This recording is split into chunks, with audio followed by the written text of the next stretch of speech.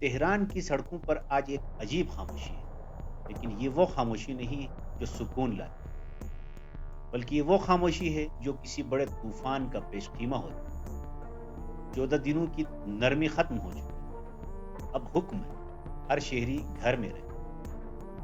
کیا ایران کا 45 سالہ اسلامی نظام اپنی تاریخ کے سب سے بڑے امتحان سے گزر رہا ہے؟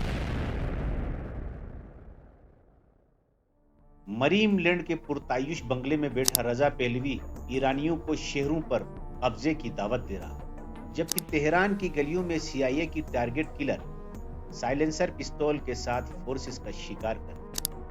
کیا ایران گرے گا، یا یہ وہ ناقابل تسخیر قلعہ ہے جہاں امریکہ کا ہر آپریشن ریت کے ذروں میں دفن ہوتا ہے؟ حالیہ احتجاج کی بنیاد معاشی تھی، انڈوں کی قیمت اور افراط زر، لیکن تہران کے میئر کے اعداد و شمار ہوش اڑا دینے تھے۔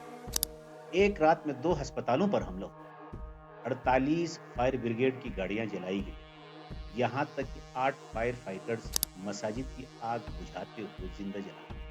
آبادان میں گرفتار فسادی روتے ہوئے اعتراف کر رہے ہیں، مجھے بہکایا، میں دھوکے میں آ گیا، لیکن عدلیہ کا پیغام واضح ہے، اب کوئی نرمی نہیں۔ 200 سے زائد سرکردہ فسادی سرغنہ گرفتار ہو چکے، جن سے بھاری اسلحہ اور بارود برآمد ہوا۔ سازش کی گہرائی کا اندازہ اس بات سے لگائیں کہ پاسداران انقلاب نے ایک غیر ملکی خاتون ٹارگٹ کلر کو گرفتار کیا، جو مظاہرین کے روپ میں سائلنسر پستول سے سیکیورٹی فورسز کو چن چن کر نشانا۔ ادھر واشنگٹن میں بیٹھے ڈونلڈ ٹرمپ آگ پر تیل ڈال رہے ہیں۔ ٹرمپ کہتے ہیں ایرانی حکومت مظاہرین پر گولیاں نہ چلا، ورنہ میں تم پر چلا سکتا۔ لیکن ایران نے اقوام متحدہ کو اپنا پیغام بھیج دیا، یہ پرامن احتجاج نہیں، یہ واشنگٹن کی تیار کردہ پرتشدد افراتفری ہے جس کی ذمہ داری امریکہ پر عائد ہے۔ دنیا دیکھ رہی ہے کہ کیسے امریکہ وینزویلا میں گھس کر وہاں کے صدر کو اغوا کر لے، لیکن ایران کوئی وینزویلا نہیں ہے۔ امریکہ نے یہی کوشش آپریشن ایگل کلا کے ذریعے ایران میں کی، لیکن ریت کے طوفان نے امریکی تکبر کو خاک میں ملا۔ آج بھی وہی تاریخ دہرائی جائے، ایران واحد ملک ہے جو امریکہ کی آنکھ میں آنکھ ڈالتا ہے۔ جب مغرب نے گھیرا تنگ کیا تو مشرق سے دبنگ آوازیں ابھری۔ روس نے اسے ایران کا داخلی معاملہ قرار دیا، لیکن چین نے دنیا کو ہلا کر رکھا۔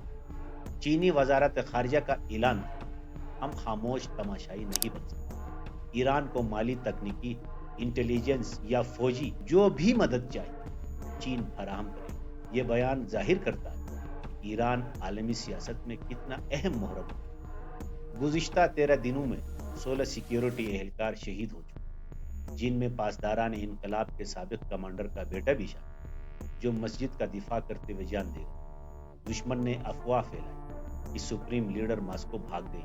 کیا وہ علی خامنائی بھاگیں گے جس کا شجرہ مولا علی سے نکلا؟ شیعہ مذہب کی بنیاد ہی شہادت پر۔ خامنائی اس سے پہلے ہر مشکل وقت میں صف اول میں کھڑے رہے۔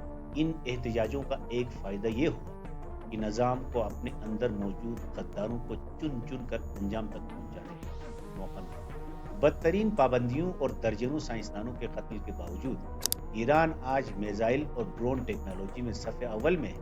12 روزہ جنگ میں ایران نے ثابت قدم رہ کر اسرائیل کو جنگ بندی پر مجبور کیا۔ 8 سالہ جنگ میں اکیلے عراق اور پوری دنیا کا مقابلہ کیا۔ یہ سب اس نظام کی مضبوطی کی گواہی دیتے ہیں۔ تہران کے اسپتالوں میں لائی گئی 217 فسادیوں کی لاشیں اس بات کا ثبوت ہے کہ ریاست اب مزید رعایت نہیں دے گی۔ یہ احتجاج نظام کو ختم کرنے نہیں، بلکہ اسے غداروں سے پاک کرنے۔ جب دھول بیٹھے گی تو دنیا دیکھے گی کہ وہ نظام جو امریکہ کی آنکھ میں آنکھ ڈال کر بات کرتا ہے، وہ پہلے سے کہیں زیادہ طاقتور ہوگا۔ سید علی خامنائی اور ان کے سپاہ پچھلی تمام مشکلات کی طرح اس امتحان سے بھی سرخرو ہو کر نکلی، کیونکہ جو قوم موت سے نہیں ڈرتی اسے کوئی غلام نہیں بنا سکتا۔ کیا آپ کو لگتا ہے کہ چین اور روس کی حمایت ایران کو عالمی سپر پاور بنا دے گی؟